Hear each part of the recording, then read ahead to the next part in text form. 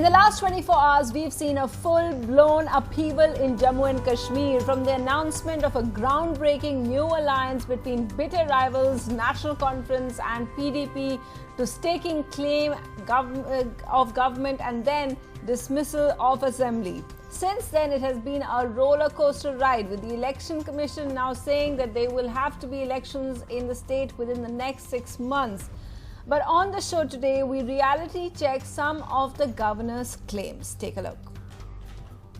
Fax कोई issue नहीं है. मैं कल ईद का दिन था. वो दोनों लोग डिवोट मुस्लिम हैं, उन्हें जानना चाहिए ईद के दिन दफ्तर बंद रहते हैं. मेरे कल रसोईया भी नहीं था.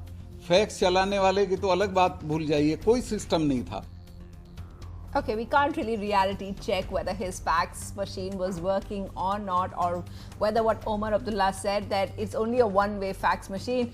But what we can do is look at other claims that have been made by the governor's office. They say that they got reports of horse trading from both sides, and that's why they had to step in. They say that both the National Conference and the PDP sought dissolution right from the beginning. So it is a demand that all political parties wanted. The governor also says that nobody was in a position to claim. Now this is the tricky one, because the combine of the three parties, they have said that they had the numbers, they were showing how they had the numbers. So how does the government make this claim?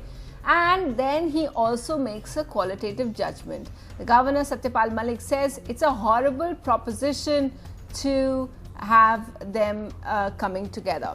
We'll ask our top legal expert, Professor Faizan Mustafa, to clarify about these points, about whether all of this is the best thing for the EC, for the governor to do. Has he taken the best option or not? But first, as a political observer, have you also noticed the first in the events yesterday? For example, for the first time, we came very close to having the whole government formation, the entire process take place on social media. Let me explain how. Well, first of all, you had the leader of the party, of the PDP, Mehbooba Mufti. It was for the first time any party had staked claim to form government on Twitter. So the letter, we all saw that via Twitter. Usually it takes place in front of lots of media and all of that cut out. All of that taking place at night, all via Twitter. Then you also had the letters of support, that and the show of support being done via Twitter. Omar Abdullah, National Conference leader, backing up Mehbooba Mufti's claims by showing his support via Twitter as well. Now then you had a counter claim. Remember what we had in Goa, where both the Congress and the BJP were staking claim, or in Karnataka, more recently Karnataka. Well, you had that here as well. Your Sajjad Loan staking claim. Even this was being done on social media. And how did he do it? Very, very new age, all being done via WhatsApp and screenshots. He shows, he takes a picture of the screenshot of the WhatsApp that he had sent to the governor's office, asking for an acknowledgement, and then posting that screenshot.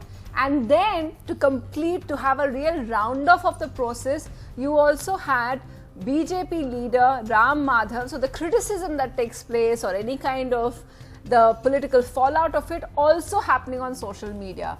Ram Madhav criticizing, alleging that there is a Pakistan hand, and then backtracking on it. All of it taking place on Twitter and social media. And speaking of allegations, it seems that Pakistan is the BJP's favorite go-to cuss. Anything they don't like, or anybody who's critical to them, is seen to be talking to Pakistan. Take a look at these comments of the various leaders. So as we said, Ram Madhav, he said that the PDP National Conference boycotted polls because of Pakistan's instructions.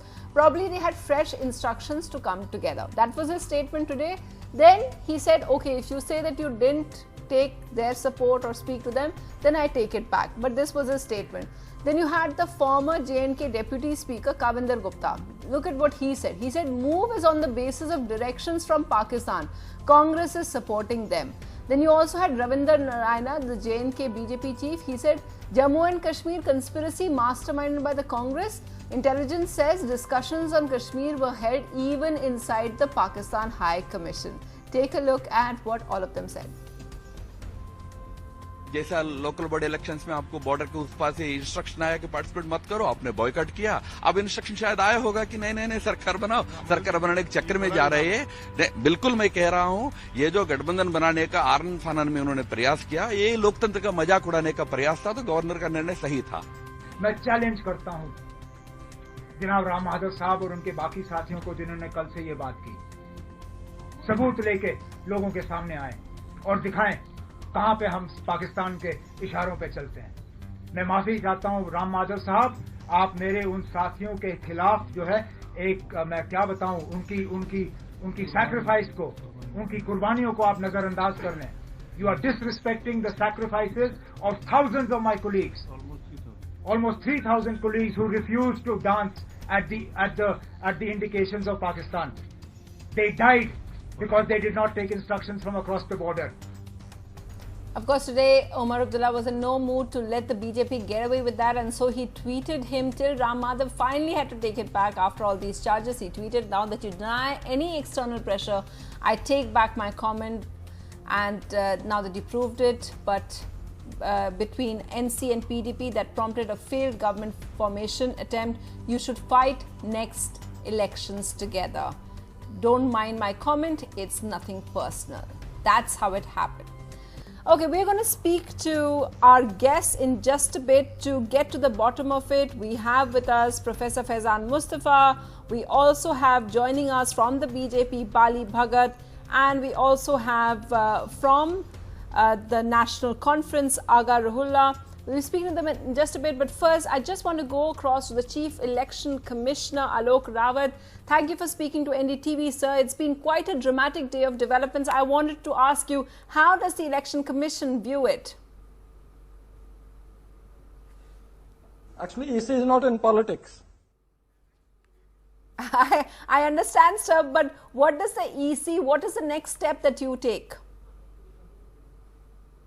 We have just got the information. We will be deliberating on this as to what kind of arrangements will be needed for preparing for the forthcoming polls, what will be the timing, what will be the scheduling, what kind of logistic arrangement will be needed, and about MCC, all those things we will deliberate upon. Do you have to also keep in mind the fact that things may change if any of the parties involved go to court, sir? Certainly, if it is challenged in the court, Commission will have to keep it in mind. Can you tell us when the polls will take place, sir? That one can't predict, because only astrologer can do that. We will just assess the preparedness, the planning, the logistic arrangements, and about the legal situation, as you have mentioned about courts. And if that situation arises, what would you have to keep in mind, sir? Actually, the reference number 1 of 2000 Supreme Court, which said that whenever assembly is dissolved, you have to keep in mind that elections are held on the first occasion and in no case later than 6 months of the dissolution. Now, this 6-month period will be counted in case there is any litigation. So, when the litigation is finally settled, it will be counted after that. Okay, so sir, can one then assume or approximately both the Lok Sabha and the assembly elections will be taking place in Jammu and Kashmir together, sir? One can't say, that is what I have said earlier, because this is too premature to forecast about that. One of the things, of course, that must be a concern from the EC, sir, because we saw that in the recently concluded local body elections as well, is the kind of security situation in the state. So will everything be ready in time?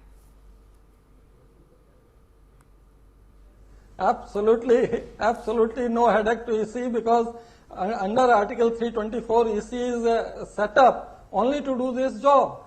Prepare electoral rolls, maintain electoral rolls, and provide superintendent's direction and control for elections. So there is absolutely no headache. You say that, sir, but what about Anantnag? That by-poll election hasn't been held for 2 years now, which is unprecedented.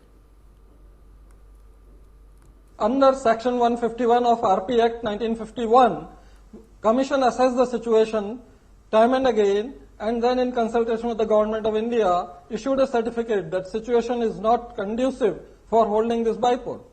There the matter ends. But sir, isn't that contradictory? You said just before that you can hold elections at any time, but you're saying for Anantnag, it's not conducive. So isn't that contradictory? These are two different points of time. The certificate was given almost many months back, whereas the situation which arose today or yesterday is different point of time. So these cannot be compared. Okay. So sir, I was speaking to my colleague, and one of the possibilities could be much before the Lok Sabha elections also in Jammu and Kashmir. You never know, because it will all depend on the preparedness. Okay, Mr. Rawat, thanks very much for speaking to NDTV. Election Commission now in poll mode about preparing for the next step. But before we move on to the next step, let's just look at what took place in the last 24 hours with my guests, the BJP, the National Conference, and Professor Faizan Mustafa, who joins us now. Professor Faizan Mustafa, I want to get down to some of the things that has been claimed. We've heard other criticism as well. But when the governor says, and we heard also earlier, we also heard Rajiv Dhawan, constitutional experts, say this was completely wrong. He shouldn't have done that. He's talking about horse trading, but where is the horse trading? Who was doing it? Where was the threat of that? As a legal expert yourself, sir, where do you stand on this matter?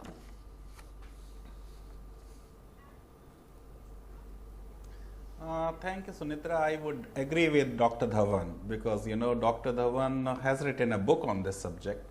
I have also written another book on this subject. The responsibility of the governor is just to look at numbers. It is none of the business of the governor to look at the horse trading. When 52nd constitutional amendment was made, 10th schedule was inserted, there is a provision in the constitution which deals with floor crossing. So if that is happening, the MLAs will get disqualified. The impression which I get and which Dr. Dhawan also got, that it seems that the brief given to the governor is that if you are able to have a popular government headed by somebody supported by BJP, great. If you can't have it, then nobody can form a government. I think this is not right. And it goes against the constitutional morality about which Supreme Court has been talking about in last 6 months. You will recall the Delhi Chief Minister versus LG judgment of the Supreme Court. So I feel in this case, when governor is talking about the opposite ideologies, he is exceeding his brief. The governor has no business to talk of such opposite ideologies. In any case, there have been incidents. Sheikh Abdullah and Indira Gandhi were at loggerheads, then they came together. Farooq Abdullah and Rajiv Gandhi have been at not best of the relationship, then they came together. National Conference has been a partner in NDA 1 under Vajpayee. PDP itself was BJP's partner for almost 2 years, and that government formation was considered historic. So you can't be turning around and saying that with somebody you were in bed for some time that these people are anti-national, these people are receiving instructions from across the border. There is a provision in Indian Penal Code called 153B, which says you cannot be suspecting, patriotism or loyalties of any citizen of India. And the way Ram Madhav, for whom I have a very high regard and I consider him as an enlightened leader of BJP, I feel it was funny, you make a statement like this and then within 24 hours or so you withdraw. Yeah. And then you say, okay, now you fight together. But Professor Mustafa, he is nobody to dictate these political parties what should they do in elections, Yeah, but so Professor, I think all the reasons given in the letter of the governor are untenable. All of the reasons. Okay, that's quite a reality check over there. First, that he has no business talking about horse trading. Second, not to look at these other points that you're pointing out. That's quite a reality check there for our viewers as well, for someone who is who's not linked to any party, and that's their view. And I have to take that to Bali Bhagat. बाली भगत जी, हमने आपसे कल भी बात की थी जब ये news break हो रहा था। मैं आपसे अभी पूछना चाहती हूँ कि आपने सुना जो फैजान मुस्तफा सर जी कह रहे हैं, आपने सुना वो, आप उस पर क्या कहेंगे? किसके बारे में बता रहे हैं?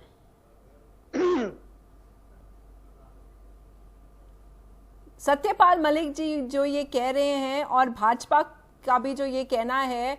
एक और बात जो वो प्रोफेसर मुस्तफा ने उठाया कि जब भी भाजपा के खिलाफ कोई बोले, कोई और भी अल्टरनेटिव आए, तो भाजपा का बस यही एक क्रिटिसिज्म होता है कि वो पाकिस्तान से मिले हुए हैं। ऐसा क्यों है? आज आपके नेता को, फिर राम माधव जी को फिर वापस लेना पड़ा, अपना कमेंट वापस लेना पड़ा, जब वो उन्होंने जो ओमर अब्दुल्ला को कहा था कि वो पाकिस्तान की ये कंस्पिरेसी है।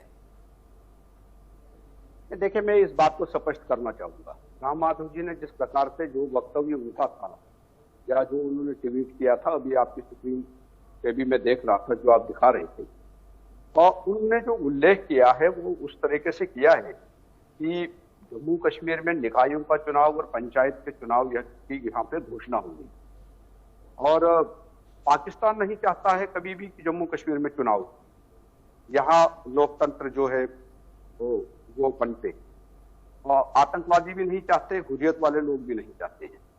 लेकिन जब नेशनल कॉन्फ्रेंस और पीडीपी जो मेन स्ट्रीम पॉलिटिकल पार्टीज हैं, उन लोगों ने भी बाइकआउट किया, तो इसका मतलब 2 और ग्रुप जुड़ गए। तो इनडायरेक्ट एक पाकिस्तान को सपोर्ट दी, जो पाकिस्तान चाहता था, वो इन्होंने यहाँ पर उस चीज को अडॉप्ट किया है। वो इस संदर्भ में उन्होंने कहा था कि शायद उस समय भी उनको पाकिस्तान से इंस्ट्रक्शंस आई होंगी, और शायद अभी भी इंस्ट्रक्शन आई होगी। लेकिन सर राम माधव, आप ये कह रहे हैं, लेकिन आपके जो सीनियर नेता है उन्होंने मान लिया कि शायद ये नहीं है, ये अब कोई एविडेंस भी नहीं है, आप लोग वैसे कहे जा रहे हैं विदाउट एनी एविडेंस। इस पे राम माधव जी ने भी ये कहा कि we are taking it back. How do you keep repeating this? Why do you keep repeating something which doesn't have any basis? नहीं, मैं बेस तो है, मैं जो बात बता रहा हूँ, जो तर्क मैं दे रहा हूँ, जो मैंने कल भी तर्क दिया था, यही तर्क दिया था। लेकिन सर, आपको मालूम होगा कि राम माधव जी ने भी इसको वापस ले लिया है। Can he prove that? Can he prove this nonsense? Can he prove this nonsense? Okay. This is a national TV channel. No, so this is not an RSS or BJP working committee. No, Agarullah, I don't want to focus on this. Can he please? No, I don't want to focus on this. I have another question for you. Shout. Exactly. I have another question for you. Okay, let's look at another point. But he spoke nonsense. All we hear from them is utter nonsense. Okay, if this is nonsense, we are not going to dwell on that. I really want this debate to be one where we learn from it. And so here's the other question I have for you, Aga Raullah. The other point that there's the other point that the governor has made is that he claims that nobody was in a position to claim majority. What would you say to that? Can you reality check that? I mean, you reality check that already in the opening remarks of your show. We had support of Congress. PDP had its 28 members. National Conference had the support of 15. It adds up to 60, and all were willingly, and these are all principal political parties of the state, all were willingly ready to form a coalition, and the letter was sent to the governor. What else do you need? What else does a governor need to be satisfied for calling a person for the oath-taking ceremony, and then floor test it? He could have floor tested. As the other fellow discussant rightly said, it's none of the business of the governor to see why the coalition is being formed. He may, to an extent, go to find how the coalition is being formed. He may check the elements of horse trading. So Elements of horse trading. But the elements of why a particular political party is aligning with another political party, it's none of his domain. Okay, you made that point. Business. So, Mr. Rohla, this is what I want to ask you. You made that point. This is what I want to ask you. Why is it that we are not seeing any of your parties, whether the NC or the PDP or the Congress, now challenge this decision legally? As Umar Sahab in the press conference today said that we didn't move the letter. It was Mehbooba Mufti ji and PDP who moved the letter and who sent the letter to the governor. So legally, it's their prerogative to go to the court. If they decide to go to the court, they have our moral support. But since the letter was moved from PDP and the president of PDP, legally speaking, in legal terms, it has to be initiated by PDP. Well, if they decide to go to the court, they have our moral support. Well, the interesting thing is that it looks like they're not challenging it either, and the Congress has taken the same position that you have taken, that it was moved by the PDP. It has gone anyways to the best court that's in the public domain. Let the people decide for the next government. That's what seems to be the position taken by all parties. Professor Mustafa, I wanted to ask you, if we look at the past precedences, we have Arunachal Pradesh in July 2016, you have Uttarakhand May 2016, of states where the governor dismissed and then it was taken and challenged legally, and of course you have the very famous Bihar May 2005. Why is it that despite so many judgments where the governor's role was criticized by the topmost court of our country, why is it that we see such contentious decisions being taken repeatedly?